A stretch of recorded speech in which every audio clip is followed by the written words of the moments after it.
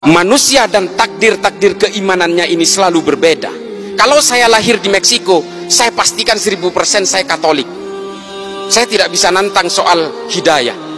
Ini benar-benar prerogatifnya Allah. Tapi kalau saya lahir di Argentina, saya Katolik deh. Lalu kemudian dengan takdir-takdir kelahiran itu, apakah kita kemudian seolah-olah, oh karena saya Islam, sejak lahir saya Islam, maka saya yang akan paling menghuni surga. Kalau orang yang berbeda dengan saya pasti masuk neraka. Selalu punya niatan-niatan seperti itu. Demikian juga dengan orang yang Kristen. Kalau kalian mau percaya, orang yang Katolik juga begitu kok. Inilah konsep-konsep dasar keyakinan itu. Lalu apakah saya menganggap semua agama benar? Bukan itu konsepnya. Setiap orang yang memeluk agama pasti menganggap keyakinannya paling benar. Persoalannya, apakah dengan menganggap keyakinan saya yang paling benar, apakah saya harus menyalah-nyalahkan keyakinan orang lain? Kan nggak harus. Itu adalah kesalahan besar. Offsetnya di situ. Dengan mengatakan istri saya cantik, saya tidak harus mengatakan istri orang lain jelek kok. Ini loh analoginya. Maka kemudian Habib Ali Al-Jufri membuat sebuah buku, judulnya Al-Insaniyah Qabla Tadayyun.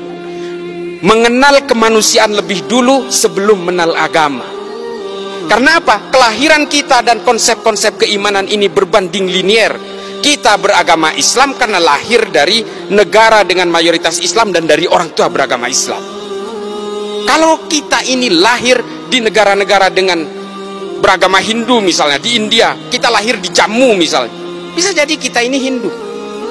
Atau lahir di Bali, bisa jadi Hindu. Sementara kita tidak pernah ditawarkan mau lahir dari orang tua beragama apa. Tiba-tiba kita lahir brojol Islam, ikut keimanan orang tua, lalu I'm the man, I'm the holder of universe. Ini loh penyakit-penyakit orang yang kemudian menghegemoni keimanan bahwa dia itu adalah pemegang kebenaran tunggal. Makanya kalau kita ingat tulisannya Thomas Aquinas dalam Summa Theologica, saya paling memegang ini. Meskipun Santo Thomas Aquinas ini adalah seorang Katolik, bukunya itu saya habiskan. Saya itu pembaca buku dek. Ya saya nggak jumawa ya. Saya itu 1000 halaman rata-rata per bulan. Saya baca buku itu. Makanya saya merasa I'm feeling free. Saya merasa merdeka dengan berbagai bacaan yang saya bacain. Saya betul-betul tidak terbolgol oleh keyakinan-keyakinan sepihak. Kata Thomas Aquinas apa? Hominem unius libri. Saya paling takut kalau ada orang baca satu buku lalu dianggap ini adalah kebenaran paling mutlak. Ini loh, bahaya sekali. Kemudian yang saya kisahkan kedua adalah ketika kemarin Densus melakukan penangkapan di Poso sebanyak 22 orang secara serentak di semua sekitar Poso, ada Tojo Una-Una, Ampana, dan juga di kota Poso ada salah satu anak muda yang saya wawancarai, saya interogasi. Umurnya belum genap 17 tahun. Dia ditangkap karena dia ingin melakukan aksi teror, melakukan latihan-latihan militer untuk naik ke Gunung Biru menggantikan kelompoknya Ali Kalora yang sudah dihabisi. Nah, dari hasil interogasi itu adalah dia ini siswa SMA 1 Poso. Akademisnya bagus, nilainya bagus, punya kecerdasan. Lalu dia keluar dari sekolah itu, dia berhenti. Karena apa? Dia mendapatkan pemahaman bahwa sekolah ini dibangun oleh negara Togut dengan biaya-biaya dari uang riba. Coba. Ini semua adalah negara riba karena ada kelindan perbankan di sini. Coba bayangin tuh. Ini kasus yang pertama. Kasus yang kedua, ada seorang mahasiswi Gunadarma yang dia meyakini bahwa karena bank itu adalah riba, lalu semua ini menjadi riba, termasuk jalan aspal yang melibatkan bank, gaji pegawai negeri yang melibatkan bank, sehingga menurut dia KTP pun itu adalah benda haram. Sehingga apa?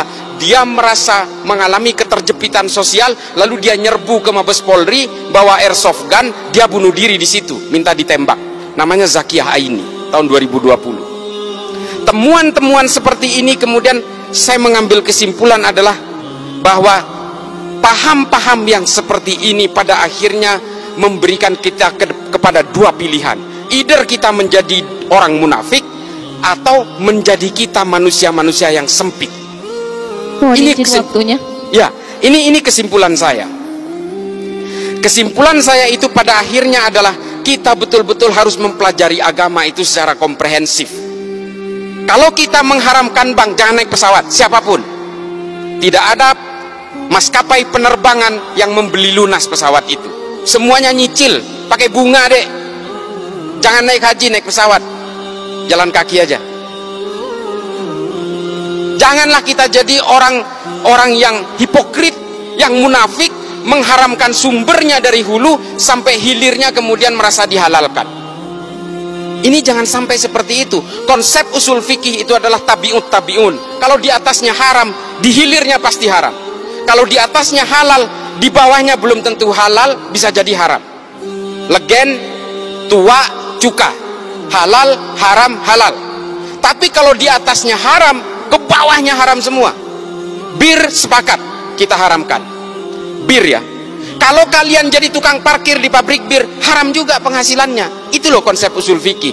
Kalian kalau ingin mengharamkan bank konvensional, apa yang kalian kenakan ini semua melibatkan bank, kalian akan menjadi munafik semua. Lalu apa antisipasinya? Darul Iftah Majelis Ulama Mesir kemudian menghalalkan bank-bank konvensional ini dengan alasan riba. Kita betul-betul mengharamkan itu. Allahu ahallal bai'a wa harrama riba, jelas. Tapi apakah bank konvensional masuk kategori riba? Ini yang diredefinisi ulang. Hukum perbankan itu diharamkan ketika produknya belum ada di abad pertengahan. Ini loh yang perlu redefinisi itu. Yang terakhir adalah pada intinya adalah apapun keyakinan kalian, tafsir kalian, agama kalian, satu kuncinya. Ini yang disebut dengan moderasi beragama. Kalau kalian meyakini bahwa Tuhan itu satu, yang Islam nih, yang Islam. Kalau kalian betul-betul meyakini kul huwallahu ahad, kalian betul-betul menganggap bahwa Islam itu adalah monoteism, termasuk yang beragama lain, maka kita juga harus meyakini bahwa manusia dimanapun dengan agama yang berbeda-beda, dengan Kristen, dengan Hindu dan Buddha, itu pasti diciptakan oleh Tuhan yang sama.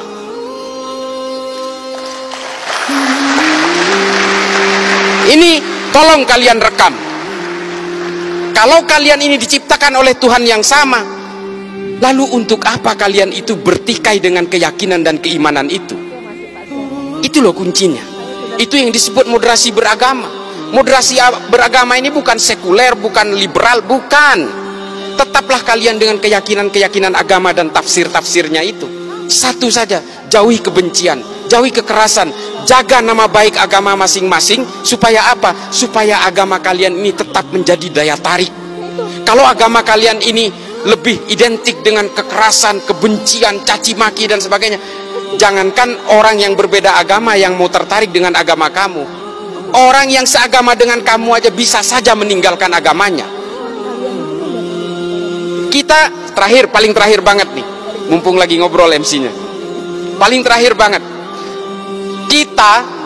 kita selalu mencatat bahwa ada orang non-Islam masuk Islam. Oh, kita girang banget. Sinead O'Connor masuk Islam, wah keren.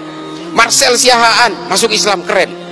Kita hanya menghitung secara statistik orang non-Islam yang mengkonversi agamanya ke dalam agama Islam. Tapi kita tidak pernah mencatat orang Islam yang keluar dari Islam, tidak pernah ada prosesinya, tidak pernah ada statistiknya. Karena KTP-nya tetap Islam, tapi dia sudah menjadi agnostik atau menjadi ateis. Kenapa? Karena Islam selalu digambarkan dengan kekerasan-kekerasan dan kebencian, membid'ahkan satu sama lain, mengkafirkan satu sama lain, sehingga hidupnya seperti pepat dan sempit. Agama bukan tujuannya untuk itu. Agama itu adalah melonggarkan berbagai isi batinnya tanpa menghilangkan konsep-konsep teologisnya, tanpa menghilangkan kehausan spiritualnya. Gitu ya. Terima kasih banyak. Ini agak sedikit ini. Mudah-mudahan ini bisa menjadi manfaat. Kurang lebihnya mohon dimaklumi karena saya yang fakir ilmu ini. Terima kasih. Assalamualaikum warahmatullahi taala wabarakatuh.